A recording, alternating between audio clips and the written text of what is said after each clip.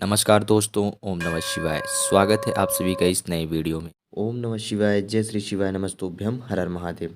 महाशिवरात्रि की रात की प्रदोष पर आप सभी को एक छोटा सा उपाय अवश्य रूप से करना चाहिए, जो कि दीपक से आप सभी करना है। बहुत ही विधि पूर्वक, चुपचाप और शांति तरीके से रात्रि के समय में, यानी कि प्रदोष काल के समय में आप सभी ये उपाय करेंगे।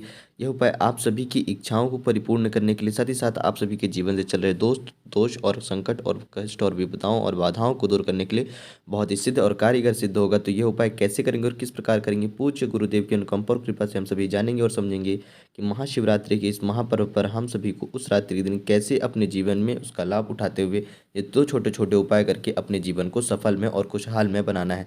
तो चलिए जानते हैं और समझते हैं पूज्य गुरुदेव की अनुकंपा और कृपा से। लेकिन प्लीज़ उससे पहले वीडियो को लाइक कर दीजिएगा, और यदि आप चैनल पर नए हैं तो प्लीज़ चैनल को सब्सक्राइब जरूर करिएगा। देखिए, इस वीडियो में आपको जो उपाय करने हैं, यह उपाय आप महाशिवरात्रि के दिन कर रहे हैं। यदि इस उपाय को आप महाशिवरात्रि के दिन प्रदोष काल के समय पे करते हैं तो बहुत ही ज़्यादा अच्छा और उत्तम माना जाएगा इस उपाय करने के लिए। अन्यथा आप चाहें तो प्रदोष काल के समय के अलावा भी महाशिवरात्रि के दिन पे सुबह से लेकर के शाम तक में कभी भी ये उपाय कर सकते हैं। वैसे तो संपूर्ण समय ही अच्छा रहेगा आप सभी के लिए, सिद्ध योग सिद्ध होगा। परंतु यदि आप प्रदोष काल के समय पे करते हैं तो आपके लिए ही अच्छा है, बहुत ज़्यादा लाभदायक होता है। यदि प्रदोष काल के समय पे नहीं कर पा रहे हैं तो कोई बात नहीं है, आप किसी भी समय पे कर सकते हैं। सबसे ज़्यादा उचित प्रदोष काल का समय माना गया है। ठीक, तो हम आगे बढ़ते हैं कि इस उपाय में आप सभी को करना क्या है। देखिए, यह उपाय विशेष रूप से आप सभी के जीवन में चल रहे कष्टों को और बाधाओं को दूर करेगा। साथ ही साथ आपकी कोई भी ऐसी विशेष इच्छा या मनोकामना है जो कि धन से संबंधित हैं, उनकी परिपूर्ति करेगा। कष्ट और बाधाएं देखी जाएँ तो जैसा कि ये जो लोग ज्योतिष शास्त्र में विश्वास रखते हैं उनको बता दिया जाए कि यह जो वर्ष है भगवान शनिदेव को समर्पित होता है, 2024 का वर्ष। और 2024 के वर्ष में जो यह जो वर्ष तो भगवान शनिदेव को समर्पित हो रहा है, तो जो भी लोग भगवान शिव जी के भक्त हैं, वह यदि शनि देव की अनुकंपा कृपा अपने ऊपर पाना चाहते हैं तो इस उपाय को जरूर करें। इससे शनि दोष दूर होगा और भगवान शनि देव की अनुकंपा कृपा बनी रहेगी। तो आप सभी अपने जीवन में धन में एक नई स्थिरता, एक नई प्रगति, एक नई गतिशीलता की प्राप्ति का अनुभव करेंगे। और यदि आप भगवान शनिदेव को प्रसन्न करेंगे तो धन की तरक्की होगी, बढ़ोतरी होगी, यश वैभव कामना की भी पूर्ति होगी। और साथ ही साथ शनि के दोष से मुक्ति पाते हुए, शुक्र ग्रह से मुक्ति पाते हुए, शुक्र ग्रह के दोष से मुक्ति पाते हुए, शनि दोष से मुक्ति पाते हुए, बुरी नज़र, बुरी शक्तियाँ, यानी कि किसी भी प्रकार की बुरी शक्तियों का प्रभाव है आपके जीवन में, किसी भी प्रकार की नकारात्मक शक्तियों का प्रभाव है, तो वह भी आपके जीवन से दूर हो जाएंगे। तो कैसे करेंगे, देखिए, आप सभी को क्या करना है कि अपनी जीवन में कष्टों को दूर करने के लिए और धन की प्राप्ति कामना करने के लिए 3 प्रकार से आप दीपक को प्रज्वलित करेंगे। 2 आप गोल बाती के दीपक लेंगे, जैसा कि अभी आप यहाँ पर स्क्रीन में देख रहे होंगे, यह गोल बाती की दीपक हैं। और आप एक लंबी बाती की लेंगे। ठीक, एक आपको बाती लंबी बाती दीपक लेना है। लंबी बाती का आपने कितने दीपक लिए हैं, 3 दीपक लिए हैं।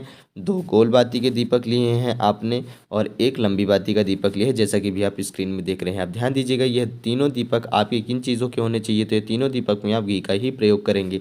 अब यहाँ पे कुछ लोगों के मन में प्रश्न उठ रहा होगा कि भैया हम तेल का प्रयोग कर सकते हैं तो क्या, तो नहीं, आपको केवल और केवल घी का ही प्रयोग करना है। 2 गोल बाती रखेंगे और एक लंबी बाती रखेंगे। यह दीपक तैयार करके आप भगवान शिव जी के मंदिर में पहुंचेंगे। सबसे पहले क्या करना है कि जो आपके पास पहला दीपक रहेगा वह रहेगा लंबी बाती का। तो आप अपने जीवन में प्रगति हो, गतिशीलता हो, उन्नति हो, यश वैभव, बुद्धि, विद्या, विनय, विवेक, कीर्ति, जिस भी चीज़ में, जिस भी कार्य की इच्छा मनोकामना की पूर्ति के लिए, परिपूर्णति के लिए, उसमें सफलता पाने के लिए आप कर रहे हैं, तो उसकी मनोकामना करते हुए आपको लंबी बाती का दीपक, यानी कि लंबे समय तक चलती रहे यह क्रिया, लंबी बाती का दीपक भगवान शिव जी की शिवलिंग पर, यानी कि भगवान शिव जी के मंदिर पर, शायद मंदिर में जाकर के आपको उनके चौखट पे जाकर के यह दीपक प्रज्वलित करना है लंबी बाती का, अपने किसी भी इच्छा मनोकामना को परिपूर्ति करने के लिए, या फिर अपने जीवन में किसी भी क्षेत्र में अपने उस कार्य को लंबे समय तक एक नई उन्नति और एक नई गतिशीलता देने के लिए आपको ऐसी कामना करते हुए भगवान शिव जी के मंदिर में जाकर के, भगवान शिव जी के शिवलिंग के समक्ष, उनके गर्भगृह के समक्ष जाकर के आपको द्वार के पास में एक दीपक प्रज्वलित कर देना है, जैसा कि भी आप देख रहे हो। यह हो गया आपके पहले दीपक का कार्य। अब हम आगे बढ़ते हैं, तो आपके जो दूसरे दीपक का कार्य है, वह दूसरा दीपक आपको अपने घर के किसी भी नज़दीकी बेलपत्र के पेड़ के पास जाना है। कहाँ जाएंगे आप, तो ध्यान दीजिएगा, आप अपने घर के किसी भी नज़दीकी बेलपत्र के पेड़ के पास जाएंगे। यदि आपको बेलपत्र का पेड़ नहीं मिलता है तो आप पीपल पेड़ के समक्ष भी चले जाएंगे। यह देखिए क्या करेगा, आपके जीवन में चल रही किसी भी धन से जुड़ी हुई समस्याओं में जो विघ्न और बाधाएं आती हैं, या फिर आपके पास धन आता है तो वह टिकता नहीं है। अब धन तो आप आर कमा रहे हैं, पर वह टिकता नहीं है। जितनी ही जल्दी धन आता है, जितनी ही सफलता से धन आता है, जितनी अधिक मात्रा में आता है, उतनी अधिक मात्रा में चला जाता है।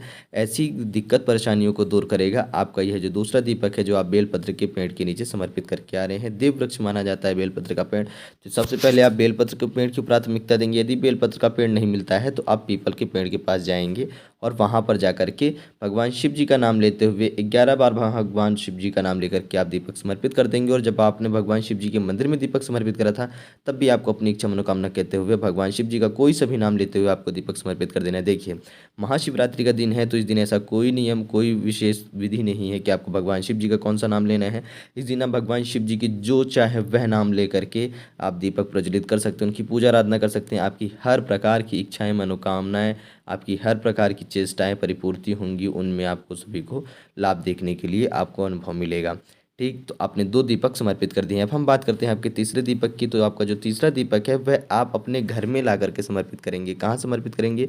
आप अपने घर में आएंगे और वहाँ पर समर्पित करेंगे भगवान शिव जी का। जहाँ पे भी आपके घर में पूजा का स्थान है, आप अपने घर की पूजा वाले स्थान में जाएंगे और आपने भगवान शिव जी की फ़ोटो लगा रखी है, शिवलिंग लगा रखी है, जो भी रख रखा है, चाहे छोटी सी हो चाहे बड़ी सी हो, यानी कि भगवान शिव जी की आप जिस भी प्रकार से पूजा अर्चना करते हैं, उसी प्रकार से उसी कक्ष के सामने, उसी पूजा स्थान के सामने आपको एक दीपक प्रज्वलित करके रख देना है, भगवान शिव जी को याद करते हुए कि मेरे घर में नकारात्मक शक्तियों का जो वास है वह हटे, सकारात्मक शक्तियों का वास हो, रिद्धि सिद्धि यश वैभव विद्या विवेक की प्राप्ति हो, बुध ग्रह की प्राप्ति हो, भगवान बुद्ध की ग्रह बुद्ध देव की प्राप्ति हो, शुक्र ग्रह से जुड़े हुए दोष दूर हो, शुक्र ग्रह की अनुकंपा कृपा प्राप्ति हो, शनि दोष दूर हो, शनिदेव की अनुकंपा कृपा प्राप्ति हो, अष्टलक्ष्मी की प्राप्ति हो, भगवान वासुदेव की प्राप्ति हो, बुद्धि के देवता भगवान गणेश जी यानी कि विद्या बुद्धि विनय विवेक की प्राप्ति हो। आपके घर में सभी सदस्य मौजूद बुद्धि विद्या विनयवान विवेकवान गतिशीलतावान सूर्य देव की प्राप्ति हो, एक नई चमक, एक नई तेज, एक नई ऊर्जा।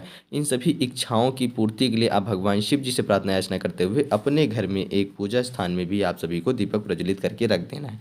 केवल यह 3 दीपक आपको 3 स्थानों पर प्रज्वलित करके रखने हैं।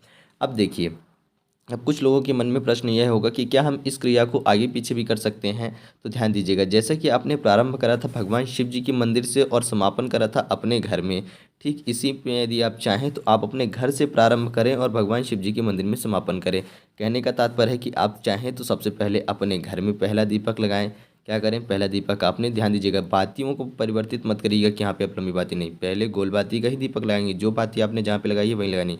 सबसे पहले आप अपने घर में लगा लें, उसके बाद चाहे तो देव वृक्ष में लगा लें, यानी बेलपत्र या पीपल का वृक्ष हो, और फिर उसके बाद चाहे तो आप भगवान शिव जी के मंदिर में लगा लें।